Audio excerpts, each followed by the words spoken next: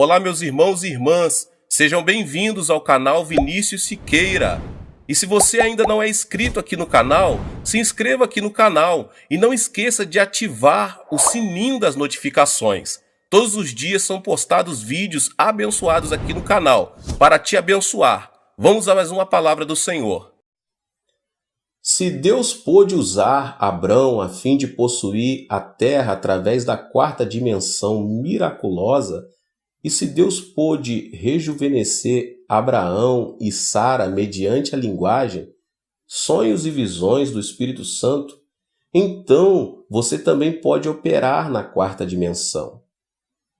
A Bíblia, em Gênesis 30, do 31 ao 43, registra uma linda história a respeito de Jacó. Nunca tinha gostado da porção da Escritura que se encontra nos versos 37 a 39, onde Jacó arrumou as coisas de tal maneira que as ovelhas de uma só cor pariam cordeiros de pele salpicada e malhada. Perguntava: Senhor, por que permitiste essa superstição na Bíblia?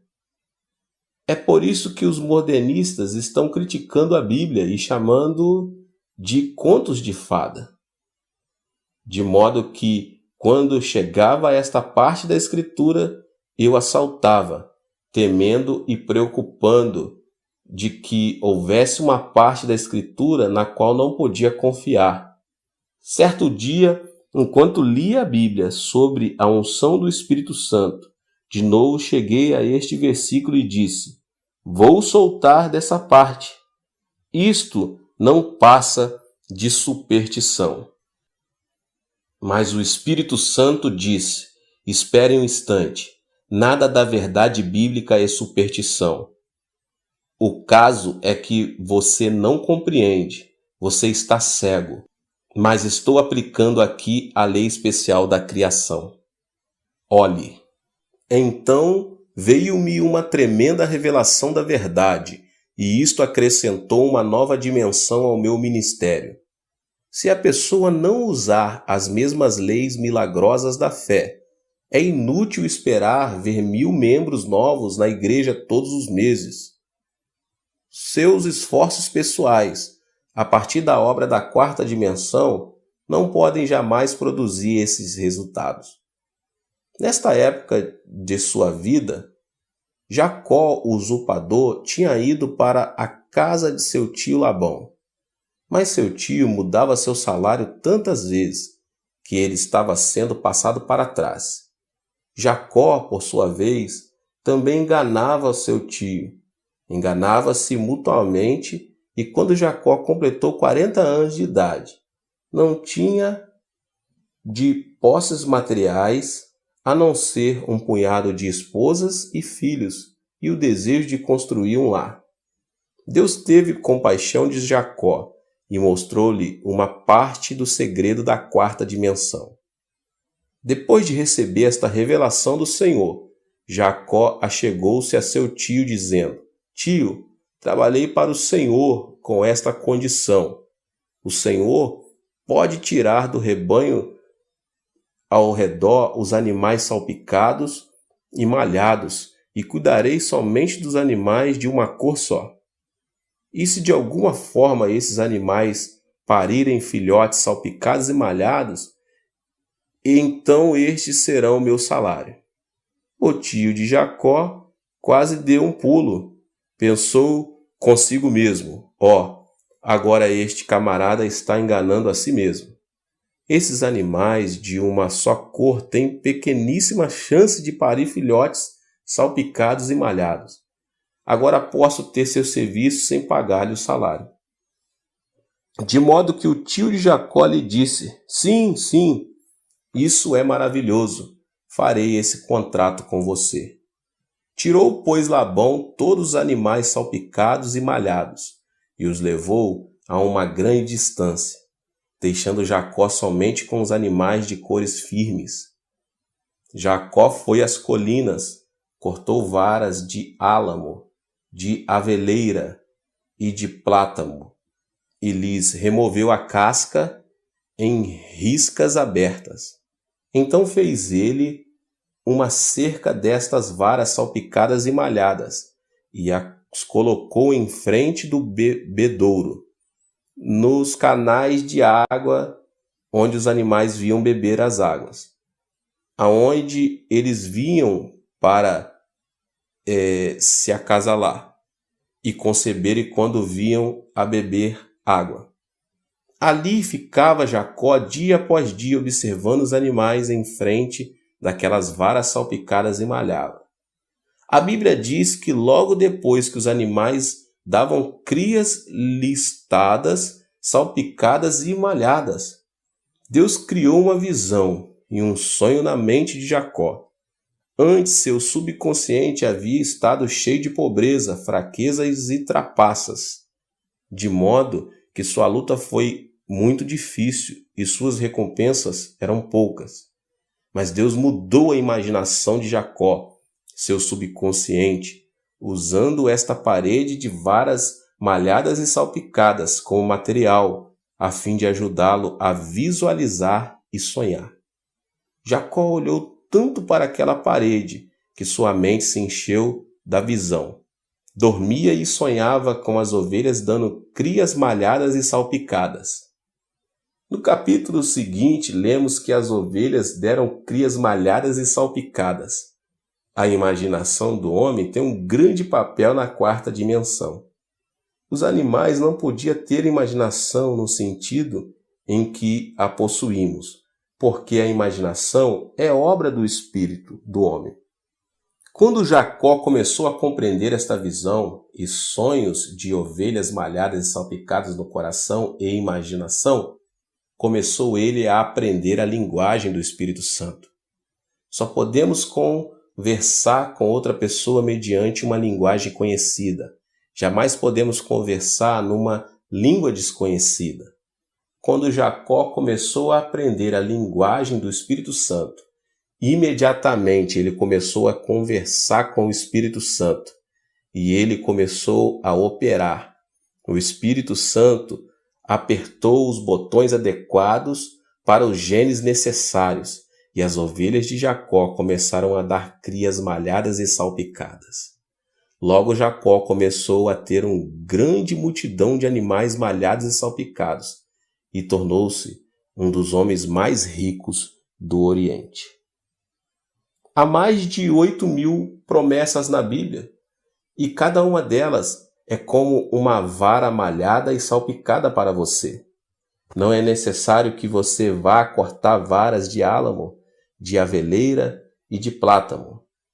Em vez disso, você pode tomar posse as promessas da Bíblia, todas malhadas e salpicadas que esperam por você. Essas promessas, contudo, são um pouco diferentes, pois são todas malhadas e salpicadas pelo sangue de Jesus Cristo. Muito tempo depois de Jacó, Deus levantou uma árvore manchada e salpicada. Desta vez, esta árvore foi erguida no Calvário. E essa árvore não foi manchada e salpicada com uma faca, mas com o sangue real do Filho de Deus. Qualquer pessoa pode vir e olhar para esta árvore manchada e receber uma nova imagem, um novo sonho, uma nova visão, pelo poder do Espírito Santo e ser mudada. Agora permita-me compartilhar com você algo de minha experiência pessoal. Certa véspera de Natal, eu estava ocupado preparando o sermão. Mais tarde, nas horas matinais do dia de Natal, recebi um chamado telefonêmico urgente. Um homem, chamando do Hospital Nacional de Seul, perguntou: "O senhor é o pastor Chu?" "Sim, sou eu. Um dos membros de sua igreja está morrendo. Foi um acidente, foi atingido por um táxi, e o taxista colocou-o no assento de trás e dirigiu com ele a manhã toda." Naquela época, na Coreia, se alguém fosse atropelado e morto por um táxi, o motorista teria de pagar a quantia de $2.500 e então estaria livre de toda obrigação financeira. Mas se a vítima tivesse sido somente ferida, o motorista teria de pagar todas as despesas médicas e hospitalares, de modo que se o motorista atropelasse alguém e ninguém visse a coisa acontecer, ele então dirigiria o carro com aquela pessoa até que a vítima morresse. Assim ficaria livre e mais barato. Este membro de minha igreja tinha comprado um lindo chapéu e algumas outras coisas para sua esposa. Estava tão empolgado com a alegria de dar esses presentes que não prestou atenção ao sinal vermelho e foi atingido por um táxi. Era de tarde para de noite e ninguém testemunhou o acidente. Por isso, o motorista do táxi havia levado o homem em seu carro toda a noite. O homem não morreu e finalmente um policial apanhou o táxi e levou o homem para o hospital. O impacto tinha prejudicado muito os seus intestinos e o seu estômago estava cheio de sujeira e sangue. O tétano já estava começando. O médico me conhecia e telefonou me dizendo: Dr. Cho, devemos operá-lo? Clinicamente falando, não há esperança. Ele ficou sem um cuidado médico por tanto tempo que o tétano já começou. Não há possibilidade alguma de o curarmos. Mas eu disse: vá em frente e opere. Assim que terminar de pregar meu sermão de Natal, correrei para aí. Depois do culto de Natal, corri para a sala de pronto-socorro do Hospital da Universidade Nacional de Seul, e lá estava um membro de nossa igreja, totalmente inconsciente. O médico repetiu que não havia esperança. Reverendo, não espere nada. Ele está morrendo. Nada podemos fazer. Quando abrimos seu estômago, vimos 3 lugares onde os intestinos foram completamente cortados e estas áreas estavam cheias de excremento à sujeira. Não há esperança. Respondi: bem, tentarei o melhor que puder. Quando eu entrei na sala, ele estava em um coma profundo. Ajoelhei-me ao pé de sua cama e disse: Senhor Deus, dá-me somente 5 minutos e então tentarei. Faze com que ele saia do estado de coma por 5 minutos e então tentarei. Ao olhar, senti algo mover-se. Abri os olhos e o homem abriu os olhos. Oh, pastor, estou morrendo, clamou ele. Eu sabia então que tinha 5 minutos. Respondi: você não pode dizer isso. Enquanto continuar a dizer isso, você morrerá. E assim não poderei ajudá-lo. Você deve mudar sua imaginação e pensamento. Mude sua visão e sonho, pois a única maneira de exercer domínio sobre este corpo material, que pertence à terceira dimensão, é mediante a imaginação, visões e sonhos. Portanto, ouça-me. Chama à sua mente a imagem de um jovem. Ele diz até logo à esposa. Está cheio de beleza e saúde. Vai para o escritório e termina os negócios do dia com êxito. Todo mundo o respeita e admira. Chega à noite e ele compra lindos presentes para sua esposa, que o espera em casa para o jantar.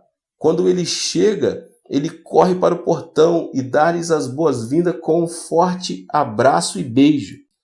Eles entram em casa, tomam uma deliciosa refeição juntos e gozam uma noite tranquila. O homem de quem estou falando não é um estranho. Este é você. Pense nesse homem. Coloque essa imagem em sua mente.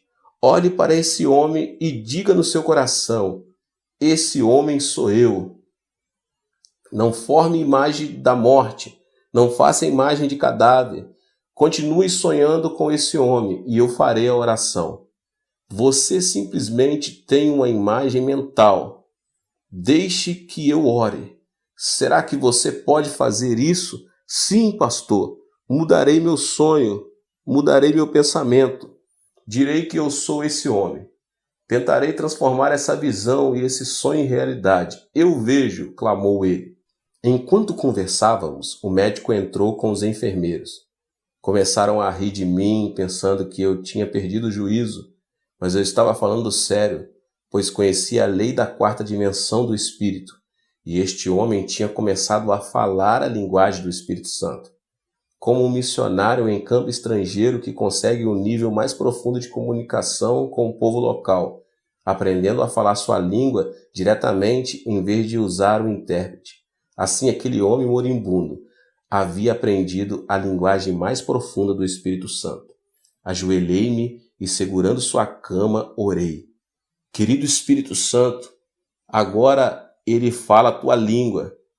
Ele tem uma visão e um sonho. Apressa-te a entrar em seu corpo físico e exercer teu domínio. Ordeno que este homem seja feito inteiro e cheio de poder curador. Subitamente, o grupo de enfermeiros incrédulos disse: este quarto está quente demais, o calor é demais, mas o tempo está muito frio. Não havia calor, era o poder do Espírito Santo que produzia todo o calor. O cirurgião e os enfermeiros começaram a sentir o fogo. Suas orelhas ficaram vermelhas e o poder de Deus tornou-se tão forte que até sentimos a cama tremer. Para o espanto de todos, em uma semana aquele homem levantou-se e saiu andando do hospital. Agora ele trabalha no campo dos produtos químicos e está maravilhosamente bem. Sempre que vejo na manhã de domingo, sentado na galeria, digo a mim mesmo: louvado seja Deus! Falamos a língua do Espírito Santo. Criamos. Aleluia! Permita-me contar-lhe outro incidente. Certo dia, estava no meu escritório e uma senhora de cerca de 50 anos de idade entrou chorando. Pastor, meu lar está completamente destruído. Para de chorar, respondi, e conte-me o que aconteceu. O Senhor sabe que possuímos vários filhos e somente uma filha. Ela se transformou em hippie, dorme com amigos de meu marido e com os amigos de meus filhos, indo a um hotel para o outro, de uma boate para outra. Ela se tornou uma vergonha para nossa família, chorava ela. Meu marido não pode ir para o escritório, meus filhos morrem de vergonha e agora todos não querem sair de casa. Tentei de tudo, até pedi que o Senhor a matasse. Oh, pastor Chu, o que devo fazer? Pare de reclamar e chorar, disse-lhe eu. Agora posso ver claramente porque Deus não respondeu a sua oração. A senhora estava apresentando a ele o tipo errado de impressão mental. Em sua mente, a senhora estava sempre levando a ele a imagem de uma prostituta, não estava? Retorquiu ela. Sim, bem, é isso, é o que ela é uma prostituta. Se a senhora deseja vê-la mudada, então deve submeter outra impressão mental, disse-lhe. A senhora deve limpar a tela da sua imaginação e deve começar a projetar uma nova imagem. Ela rejeitou a ideia dizendo: não posso, ela é imunda, feia e desgraçada. Pare de falar isso, façamos uma nova imagem. Vamos trazer à mente outro tipo de árvore malhada e salpicada. A senhora ajoelha-se aqui e me ajoelharei em sua frente. Vamos ao pé do Calvário, levantemos as mãos, olhemos para Jesus morrendo na cruz, sangrando e quebrado. Por que está ele pendurado ali? Por causa da sua filha. Colocamos sua filha justamente atrás de Cristo Jesus. Vejamos sua filha através da cruz malhada e salpicada dele. A senhora não pode ver sua filha perdoada, lavada, nascida de novo e cheia do Espírito Santo, completamente mudada? Pode fazer essa imagem mediante o sangue de Jesus? Oh, sim, pastor, respondeu ela. Agora vejo diferentemente. Através de Jesus, através da cruz, posso mudar a imagem que tem de minha filha. Maravilhoso, maravilhoso, exclamei. Mantenha essa impressão clara, vívida e gráfica de sua filha em mente dia após dia. Então o Espírito Santo poderá usá-la, pois sua linguagem é levada através da visão e do sonho. Sabemos que estamos fazendo a imagem correta, pois estamos ao pé da cruz. De forma que nos ajoelhamos e oramos. Ó Senhor, agora tu vês essa imagem. Querido Espírito Santo, flui para dentro desta nova imagem, desta nova visão, deste novo sonho. Transforma, realiza milagres. Então despedi essa mãe e quando ela saía era toda de sorrisos. Já não havia choro, pois a imagem que tinha da filha havia mudado. Certo domingo, alguns meses mais tarde, subitamente ela entrou em meu escritório, trazendo consigo uma linda jovem senhora. Quem é esta jovem senhora? Perguntei. Esta é minha filha, sorriu ela. Deus respondeu a sua oração? Oh, sim, respondeu, asseverou ela. Então, ela me contou a história toda. Certa noite, sua filha estava dormindo num motel com um homem. Ao acordar de manhã, sentiu-se imunda e desgraçada. Sentiu uma grande infelicidade na alma e teve um desejo profundo de voltar para casa, mas estava apavorada com a reação dos pais e dos irmãos. Não obstante, decidiu arriscar, dizendo a si mesma: tentarei mais uma vez, e se me chutarem, então será a minha última tentativa. De modo que ela foi à casa dos pais e tocou a campainha. Sua mãe foi atender e, quando viu a filha, suas feições se iluminaram como se o sol estivesse acendendo em seu rosto. Saudou a filha: bem-vinda, minha filha, e correu para abraçá-la. A filha ficou totalmente dominada pelo amor da mãe e desandou a chorar. Sua mãe havia orado e a imagem de sua filha fora inteiramente mudada. Ela tinha dado as boas-vindas à filha naquele mesmo instante e aberto a ela seus braços de amor. A mãe levou-a para a igreja durante 2 ou 3 meses. Ela ouviu os sermões, confessou todos os seus pecados, entregou o coração a Jesus Cristo e recebeu o batismo no Espírito Santo. Ela se tornou uma criatura absolutamente nova em Cristo e, com o tempo, encontrou um marido maravilhoso.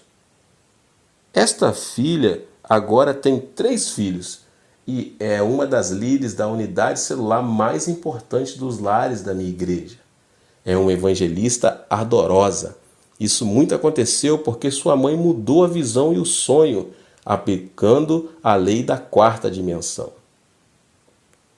Por toda a Escritura, Deus sempre fez uso desta lei da 4ª dimensão.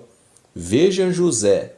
Antes de ser vendido como escravo, Deus já havia imprimido em seu coração imagens da 4ª dimensão. Através de vários sonhos, Deus deu ao coração de José uma visão clara. Embora ele fosse levado como escravo para o Egito, ele já exercia domínio sobre sua fé. Mais tarde tornou-se primeiro-ministro. Olhe para Moisés. Antes de construir o tabernáculo, ele foi chamado para o Monte Sinai. Lá permaneceu por 40 dias e 40 noites, e foi-lhe dada uma imagem mental do tabernáculo. Exatamente como ele viu na visão e sonho, ele o construiu. Deus deu visões a Isaías, Jeremias, Ezequiel e Daniel. Todos eles importantes servos do Senhor. Deus os chamou à 4ª dimensão e ensinou-lhes a linguagem do Espírito Santo. Então eles fizeram a oração da fé. Isso também foi verdade com referência ao apóstolo Pedro. Seu nome original era Simão, que significa cana. Quando Pedro veio, trazido por André, Jesus olhou em seus olhos e sorriu. Sim, você é Simão, você é uma cana. Sua personalidade é tão dobrável, tão mutável. No momento você está com raiva e no outro você sorri. Às vezes você se abriga e outras vezes você mostra inteligente por C. Você é realmente uma cana, mas vou chamar-lhe rocha. Simão, uma cana, está morto para o mundo, e Pedro, a rocha, está vivo. Pedro era pescador e conhecia as qualidades fortes e estáveis de uma rocha. Em sua imaginação, imediatamente começou a ver a si mesmo como uma rocha. Ele observava as ondas lavadas pelo vento do mar da Galileia baterem contra a rocha, engolpeando-a em espumas, e a rocha parecia ter sido vencida. Mas no instante seguinte ele via toda a água quebrando contra a rocha, deslizando-se dela, e a rocha ainda permanecia. Pedro dizia vez após vez: sou eu como uma rocha? Sou? Sim, sou como uma rocha. Deus mudou o nome de Jacó para Israel, que significa o príncipe de Deus. Ele era um trapaceiro e suplantador, mas foi chamado de príncipe. Foi depois disto que ele mudou. Os não crentes do mundo, todos estão envolvidos em meditação transcendental e meditação budista. Na meditação, pede-se que a pessoa tenha uma visão e um objetivo claro. No Soka Gakkai, constrói uma imagem de prosperidade, repetindo frases vez após vez, tentando desenvolver a quarta dimensão espiritual do homem. E essas pessoas estão criando algo.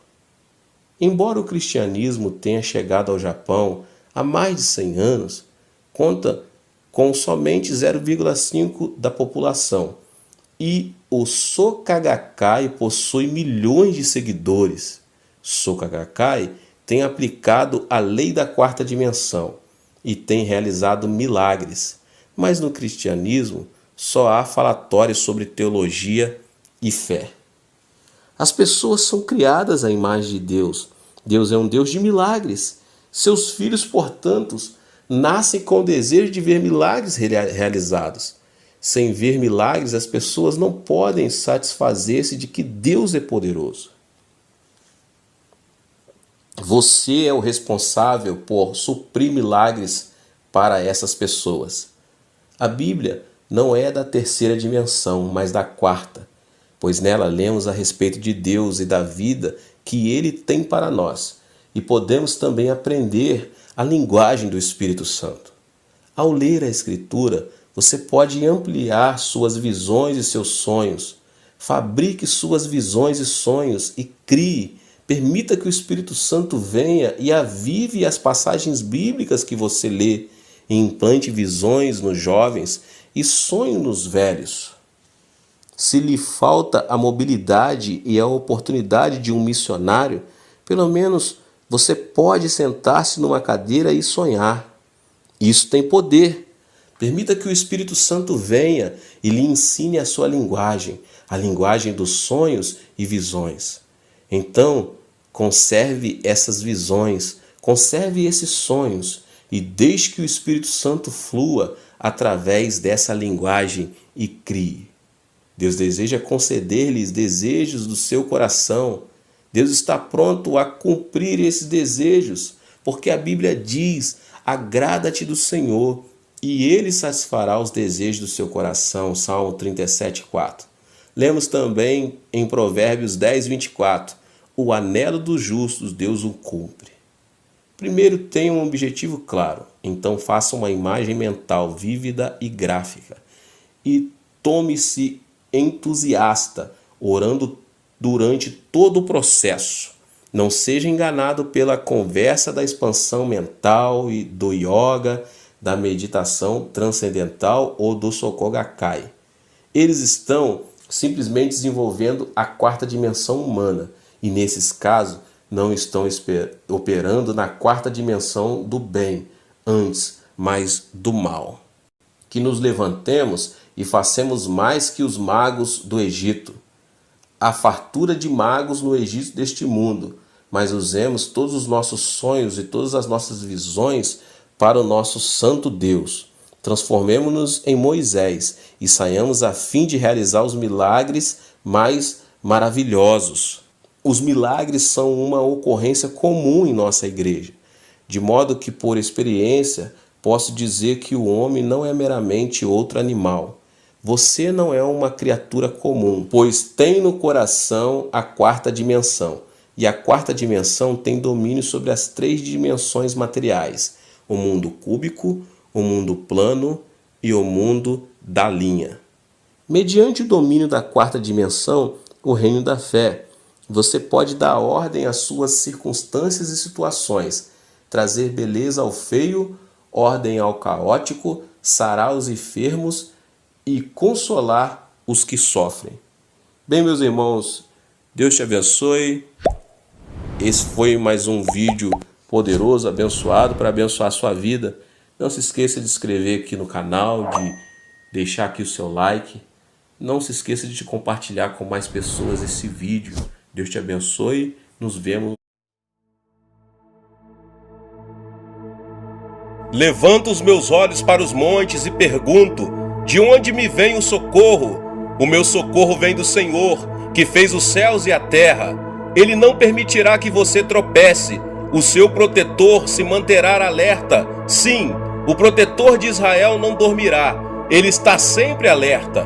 O Senhor é o seu protetor, como sombra que o protege. Ele está à sua direita. De dia o sol não te ferirá, nem a lua de noite.